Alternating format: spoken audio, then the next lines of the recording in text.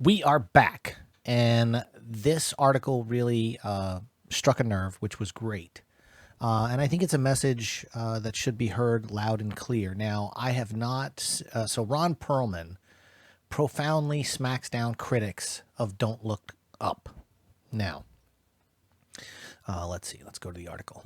Now, full disclosure, I did a TV series called Reprisal with Ron Perlman. Great guy. And also, I worked on Eastbound and Down, which was Adam McKay. So that's a full disclosure, but that doesn't mean I can't be objective. Now, I haven't seen Don't Look Up. Honestly, I saw the trailers, and even though it's got an all-star cast and it keeps popping up on Netflix as one of the #1 movies to watch, I don't really have any interest in it. And I understand that it's got a message and all that kind of stuff about environmental protection and things like that, and I get it. And everything that Adam McKay does now is comedy satire surrounded by some sort of political angle. And honestly, I'm burned out on that kind of movie. But I love Ron Perlman and Adam McKay, great guy. So that being said, so apparently there's a dust up. There's a lot of people, talking smack about the movie. But I feel like the quote that I read from Ron Perlman goes beyond this one particular movie. I feel, and let's go to the quote. We'll scroll down. So here he is. He's in the movie. I didn't know he was in the movie. But he says here, F you and your self-importance and this self-perpetuating need to say everything bad about something just so that you can get some attention for something that you had no idea about creating. It's corrupt, and it's sick, and it's twisted. Now, this quote can be applied to a lot of YouTube channels. Specifically, now, you know what? I'm not even going to name them. We all know who they are.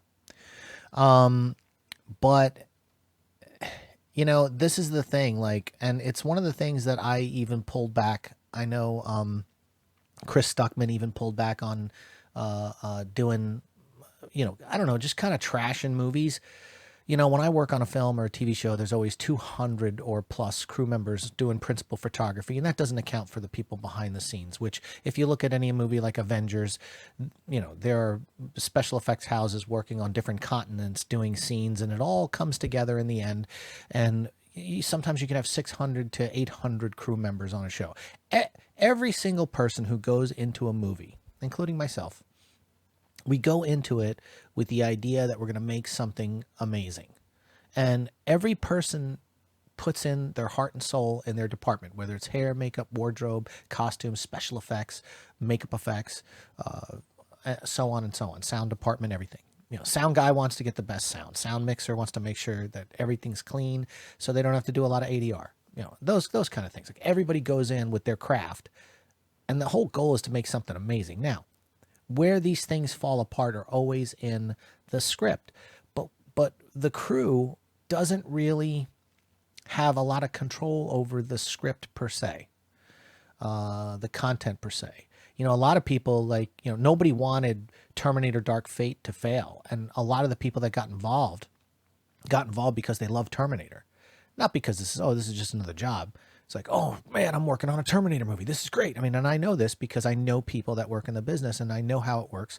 And, I get excited when I get on a show that I know is something special. It's kind of like this movie that I'm working on now. It's a Mel Gibson movie, and, this is a special movie. This movie is going to be really good. And, we go into it with the idea that it's going to be great, but we don't always have the control of what the audience wants to see. But what happens is a lot of YouTube critics get online and they just completely trash stuff, not realizing, 600 people worked on it and they put their heart and soul into it.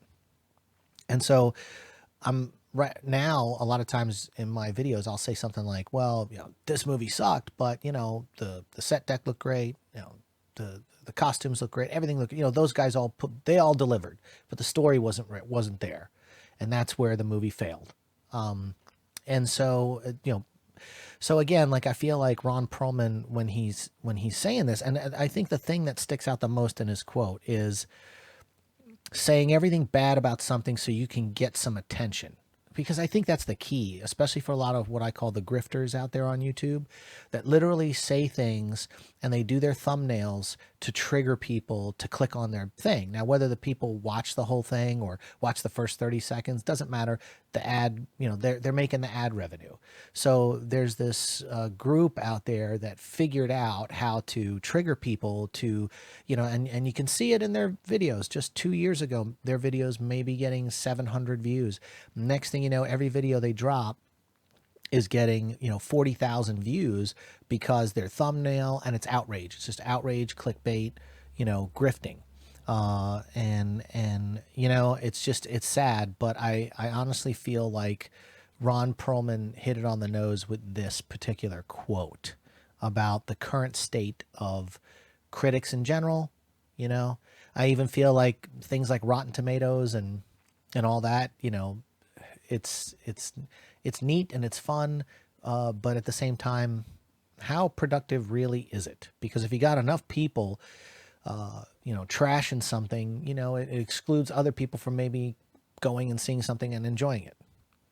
So I think Ron Perlman hit this thing on the head, hit the nail on the head on this one, and I think a lot of people, should take note, reread what he said, especially the first two words, especially a lot of the YouTubers out there that just trash everything.